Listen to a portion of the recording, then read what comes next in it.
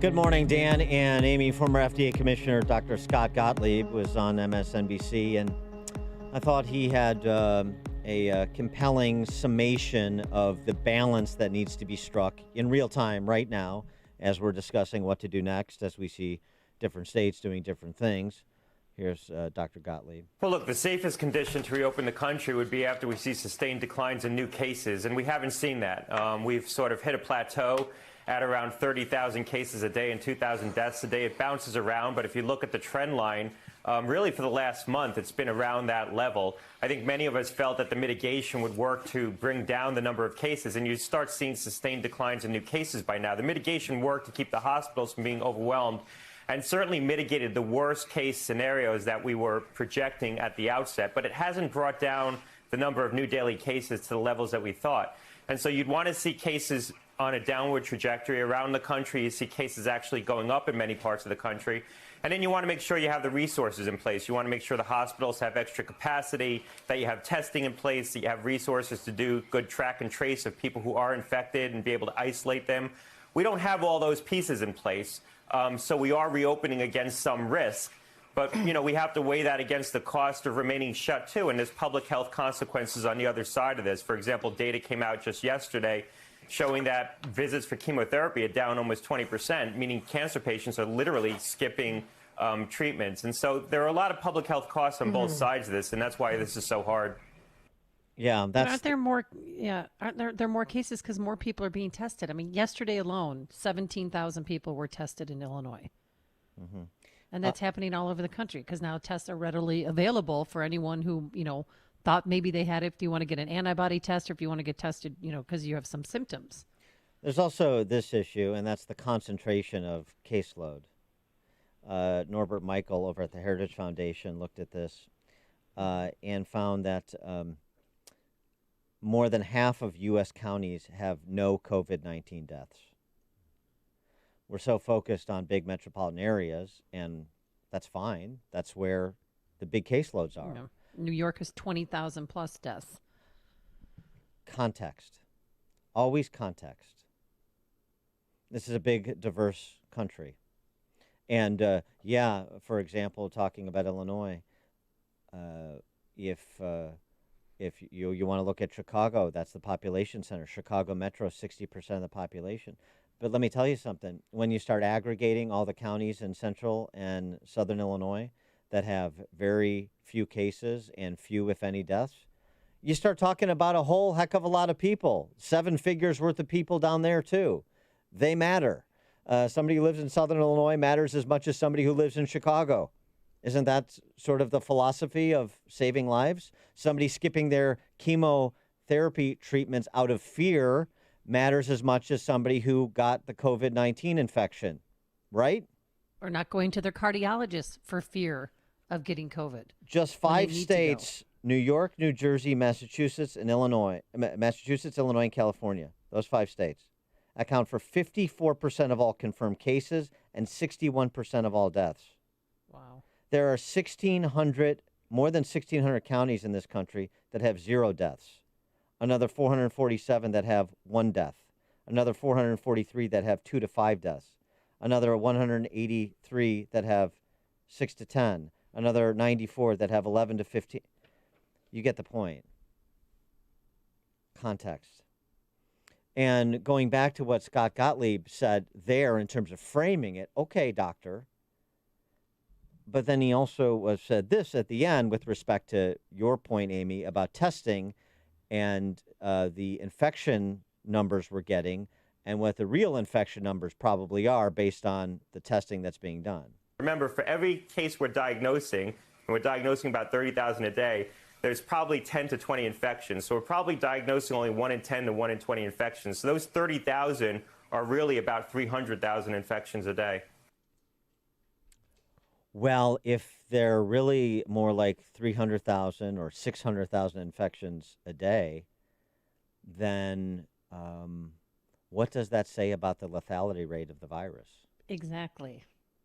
I mean, look, in Illinois, we've tested 372,000, 70,000 tested positive, 4,800 in the hospital, and the death count is at 3,111. And what does it say about herd immunity? The German virologist, Professor Hendrik Streck from the University of Bonn, points this out. He's done a recent study. Germany's got high marks for their control of the virus, as you know, and moving to reopen. He looked at trying to identify the percentage of the population, the German population, already infected. His headline results is about 15% of the population was infected, which implies a fatality rate in Germany of 0.36%. But he makes the point about the percentage infected, modeling that, to show how significant every percentage point makes. If 0.36% of is correct for Britain, for example, and we've had 30,000 COVID-19 deaths, which they have, that would mean around 8.3 million people have been affected. That's 12.5% of the population. That's not enough to start feeling confident about much immunity in the community. However, if the lower estimate in terms of lethality of the virus is correct, and there have been projections of more like 0.24%, 0.08% of a difference, then the number of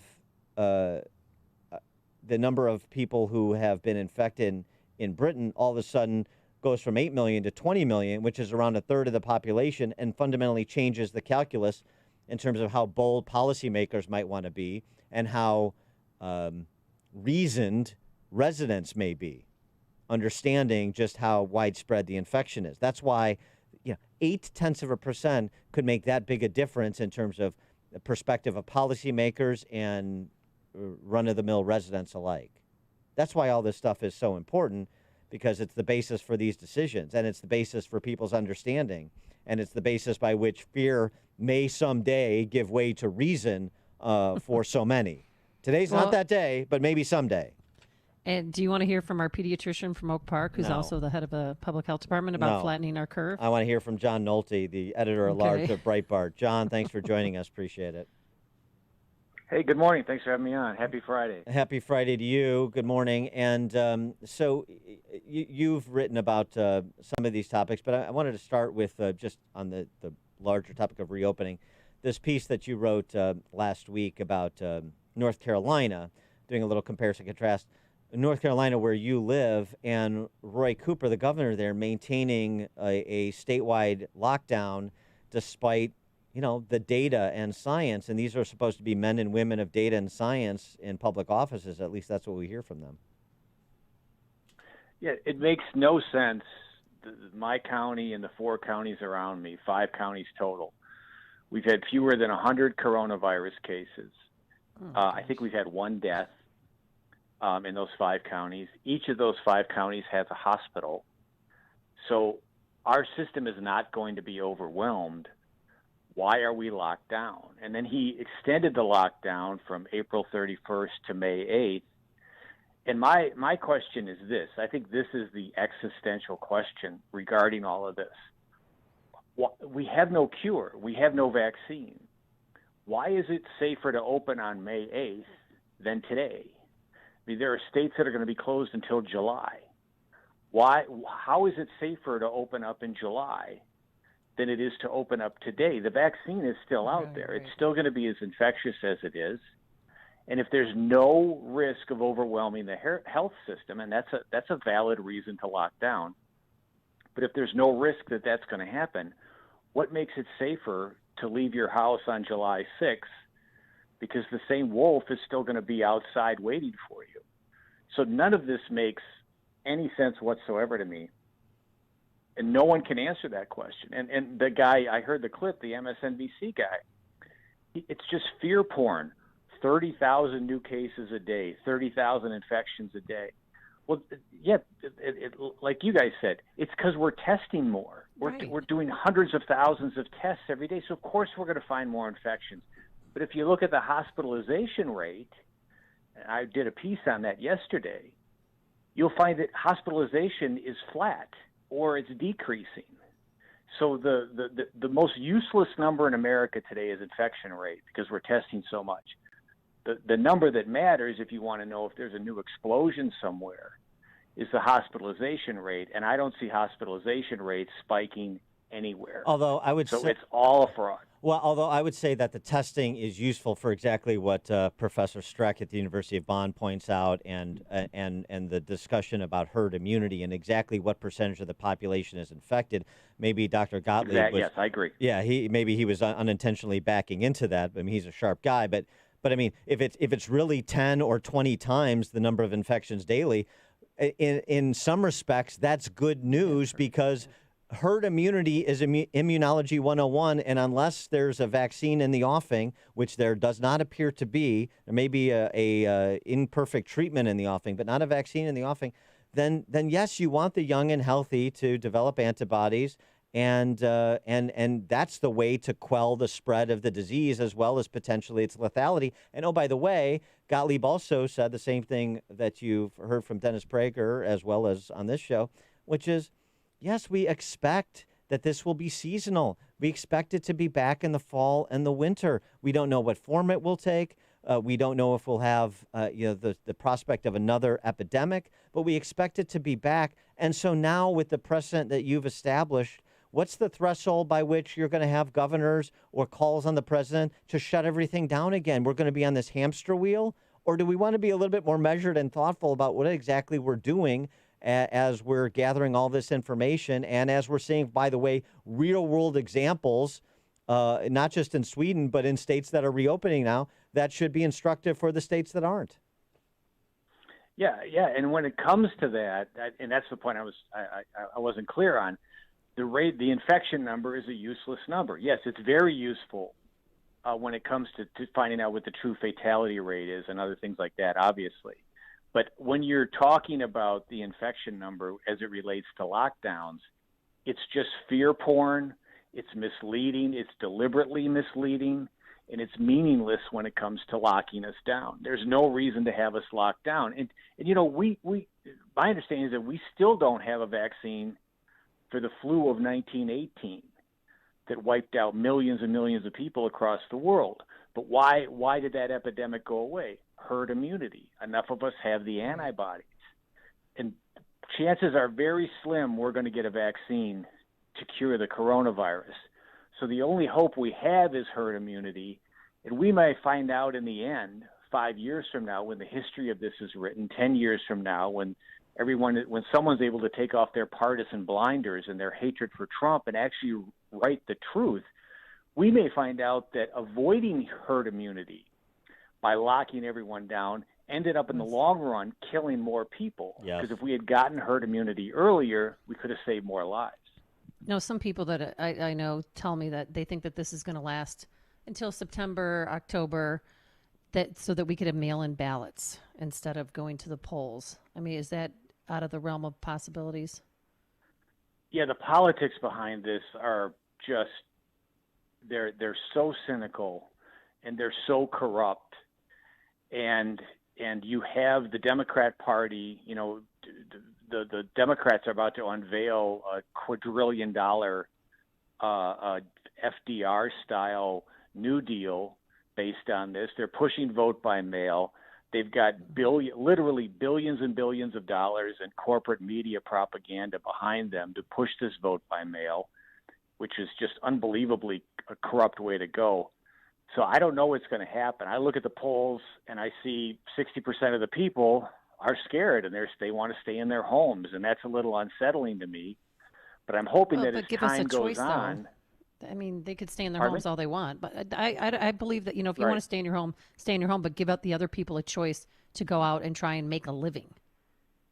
Right. No one's forcing, and that's the other thing. I agree with you. No one's forcing anyone to leave their house. So that my wife is compromised. So we're going to be very careful about this, and we're probably going to stay quarantined and remain as careful as we've been until we figure this out. And, maybe we found out we had it last year. I don't know. But I'm worried about that. But I don't want everyone else to be locked up just because I feel that we may need to remain quarantined. So I agree with you, and that's my biggest problem with the lockdown fanatics. No one's forcing you to leave your house. You want to stay home, but let the rest of us go free. We have a right to open our business. We have a right to go eat at a restaurant, And if we want to take that chance, we should. And plus, the other thing no one's talking about, or at least very little, is that young people are pretty safe. The median age in this country of fatalities right now is 75. Yeah. Now, my parents are that age, so I'm not happy about that. But it does mean that a majority of the public can go out, and they're probably going to be okay. That's this is all part of the propagation of fear. The way that politicians like J.B. Pritzker in Illinois and Whitmer in Michigan and Evers in Wisconsin and talk about this is that everyone is equally susceptible, and this is death at your door for everyone all the time. The casual contact that's not within 6 feet with anybody. It is anti-science. It is anti-intellectual. And Joe Sternberg, I think, has it right in the Wall Street Journal. This is Project Fear 3.0. If you drew a Venn diagram of the people that had the apocalyptic predictions about a Trump presidency, the apocalyptic predictions about Brexit, and the apocalyptic predictions about this, it'd probably be a perfect circle. Yeah, and then add to it, global warming. It's just a constant. It's a constant. We were supposed to die because they freed up the internet. We were supposed to die because they lowered taxes. It's just this constant fear porn, and it never stops. And people just need to turn off their TV, and they need to just talk to their neighbors and talk to their doctors and figure this out on their own. Because this idea that we have these centralized voices now, centralized scientists and centralized media, and they're all on the same hysteria. It's all politically driven. It's not driven by any kind of science whatsoever. And anyone who wants to take a look at the numbers will see that. The numbers look really good. I'm not saying the death rate, as far as the number of people dying, of course it's terrible. But when you look at the numbers right now, the hospitalization rate, everything's going just fine. When you look at the states that didn't shut down, they're doing just fine. Florida's doing just fine. And yet the governor that's getting all the accolades, Cuomo, he's the guy who didn't clean the subways, who put people back in nursing homes that were sick. That's the pandemic ground zero. And he's supposed to be the hero. And Ron DeSantis, who did everything right in Florida, he's the villain. And it's just crazed propaganda. John Nolte, editor-at-large at Brietbart, Breitbart.com. John, thanks for joining us. Appreciate it. My pleasure. Thanks, guys. Take care. Yeah, thanks, John. And he joined us on our turnkey.pro answer line. There's only one radio show in Chicago talking about today's biggest stories and telling you what they really mean. That show is this one, Chicago's Morning Answer on AM 560, The Answer. Balance of nature's fruits and veggies in a capsule. Changing the world, one life at a time. Every year I go in and see my doctor. She says, whatever I'm doing, it's working. Just had my physical, and the doctor says, whatever you're doing, keep doing it. So my primary doctor, she couldn't get over how much better I was doing. She said she'd never seen anything like it. My doctor says, keep it up. Whatever you're doing, keep it up. The doctor said she noticed when she first saw me that I was really progressing better. So I think it might have something to do with the nutrition that I've been getting from you guys. Don't wait to see what getting over 10 servings of whole fruits and vegetables every day can do for you. Right now, Balance of Nature is offering free shipping and 35% off on any new preferred order. Start your journey to better health today by calling 1-800-2468-751.